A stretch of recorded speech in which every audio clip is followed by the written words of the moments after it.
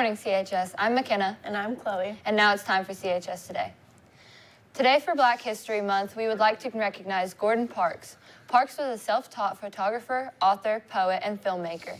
He was known for showcasing racial injustices and shedding light on poverty in America during the 40s. Juniors, Miss Palmer will be discussing tips for the upcoming SAT in early March. She will meet each Thursday this February during SRE and W262. Some of the things that will be mentioned throughout the month will be a new digital SAT overview and practice, and tips for the math, and writing sections. If you have any questions, make sure to ask Miss Palmer.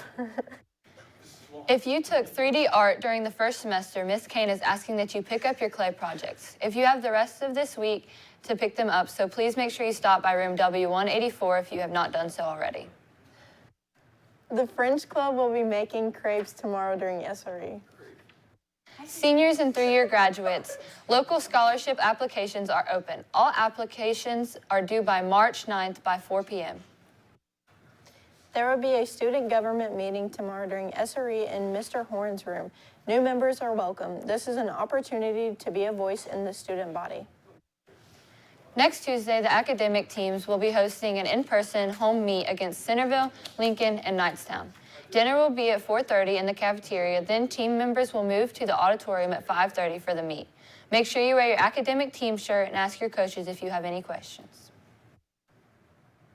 On this day, February 8th, in 1943, Japanese troops evacuate Guadalcanal, leaving the island in Allied possession after a prolonged campaign. The American victory paved the way for others Allied wins in the Solomon Islands.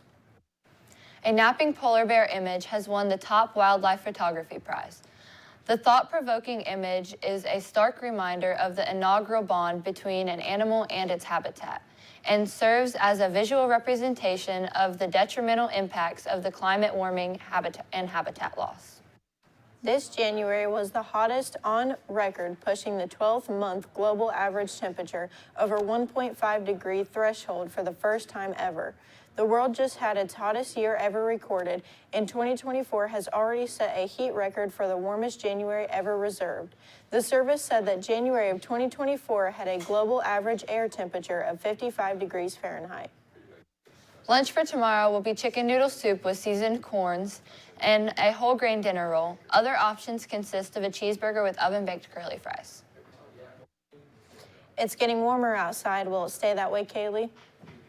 Let's see, guys. Looking at the 14-hour forecast at 5 p.m., it's going to be partly cloudy and 57 degrees, and at 10 p.m., the weather is going to drop to 53 degrees, and at 7 a.m., it's going to be cloudy and 53 degrees.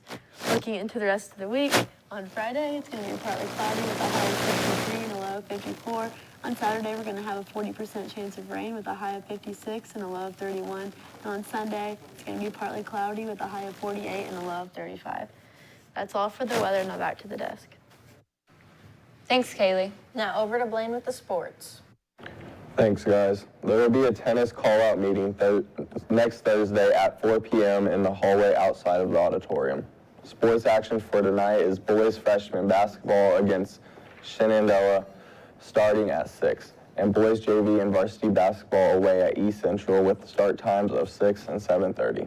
There is no sports action for tomorrow. That's all for sports. Now back to the desk for birthdays.